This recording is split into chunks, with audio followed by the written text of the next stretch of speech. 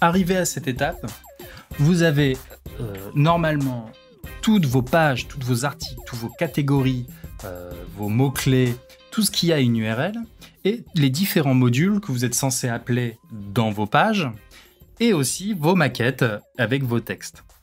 Donc là, on arrive à une étape où on va créer le contenu, on va peaufiner le contenu de nos pages. Donc je suis censé, si je vais par exemple dans page, avoir uniquement les pages définitives de mon site ou éventuellement encore quelques modèles de démonstration qui auraient été mis en no-index, no-follow comme je vous ai montré précédemment. Donc on va partir du principe que voilà, ce sont les pages définitives de mon site, mais en fait j'ai gardé tous les modèles de démonstration, hein, j'ai pas créé de nouvelles pages.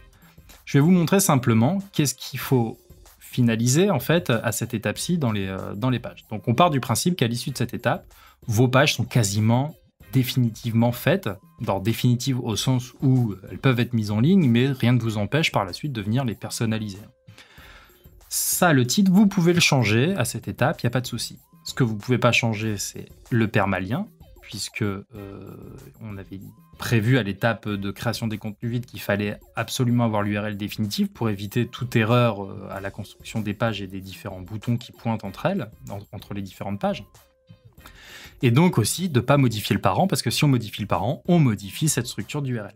Donc la seule chose vraiment à ne pas modifier, donc, c'est toujours ce permalien. Vous pouvez changer le titre, vous pouvez changer le contenu, architecturer votre page. Vous allez, et là c'est là tout l'intérêt d'avoir créé les différents modules et plugins à l'avance, comme les différents diaporamas. Là, si je décide de créer un diaporama, j'ai pas besoin d'aller le créer, il est déjà créé. Je l'appelle simplement en cliquant ici, en le choisissant ici. Je sauvegarde, donc quand on ajoute un nouveau module, par défaut, il se met à la fin, hein, et hop, je le mets en haut. Donc vous voyez le gain de temps que ça représente. Si je veux créer un bouton, donc là il y en a un, je le personnalise.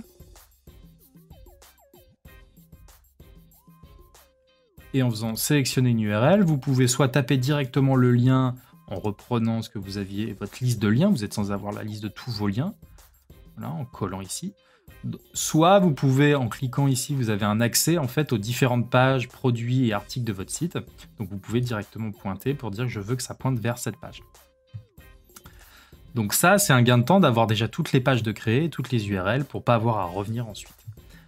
Et puis, ce qui est important de personnaliser, bon, c'est tout ce qui est les métadonnées hein, pour les moteurs de recherche. Donc le titre SEO, la description de votre page, et les réseaux sociaux. Donc ça, c'est là en l'occurrence, il y a WordPress, Twitter et Facebook qui sont par défaut activés. Vous pouvez activer d'autres réseaux sociaux, d'autres plateformes dans les paramètres SEO réseaux sociaux, et de dire que vous voulez aussi pouvoir préciser